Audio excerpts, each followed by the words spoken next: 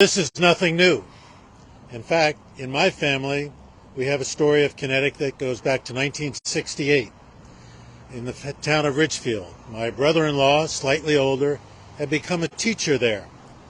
And part of the curriculum was Arthur Miller's play called The Crucible.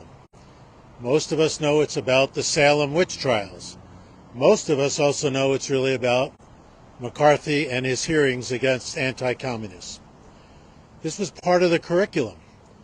What my brother-in-law did not know is that one of his students was the daughter of the leader of the John Birch Society. And that is the roots for a lot of what we're doing today, or what we're talking about. Anyway, the daughter went to the Board of Education. Went to her father and explained what had happened. The father went directly to the Board of Education. If you really have a complaint about a teacher, who do you go to? You go to the principal. But they went right to the Board of Education. Sound familiar? Board of Education ruled that my brother-in-law should be fired.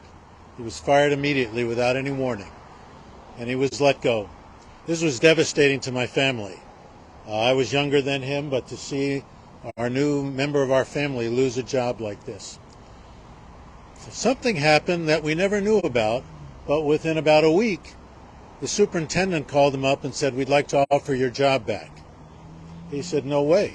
After what you've done to me, I'm not coming back." Fast forward to when I moved to Southbury in 2004.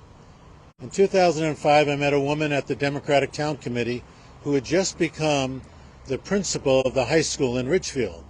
And I told her this story. And she said, "Yeah, I know all about it. They told me about this when I was getting hired, that this happened." And I said, "Yeah, but how come they offered him the job back?" And this is what's important. The Board of Ed was confronted by representatives of IBM. And IBM said, "We have lots of people moving into this area, but we're going to tell them not to move to Ridgefield if you're going to run a Board of Ed this way. If this is the kind of education you're going to do, where you restrict information from our children, we don't want our employees living here." And with that, they try to rehire my brother-in-law. I say that because when I listen to your fabulous story and I think about what's going on, you can count on just about one hand who are the businesses who are speaking out against the way our children are being treated, as if one book could change their whole view of life, as if one book could all of a sudden make them reject religion, as if one book could all of a sudden change them into becoming a gay or a lesbian or transgender. This dismissal of our educational system and how children respond to it is what's really undermining our society, and the roots of it go back to the right wing that's been with us for so long, starting, at least in my lifetime, with the John Birch Society.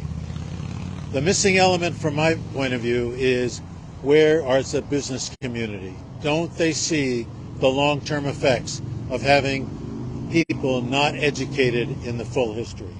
So that's my family story. I wanted to share it.